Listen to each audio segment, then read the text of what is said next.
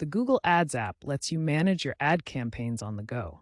If you're using multiple Google Ads accounts or sharing a device, it's crucial to know how to sign out and switch between accounts. Signing out of the app logs you out of the Google Ads app only, not other Google services on your device.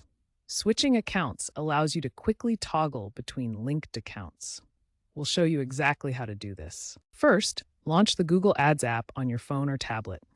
Next, tap your profile picture or initials, usually in the top right corner of the screen. Then select Settings by looking for the gear icon. For switching accounts, tap Switch Accounts and choose the account you want to use. If the account isn't listed, tap Add Account and sign in. To sign out, tap Sign Out or Logout.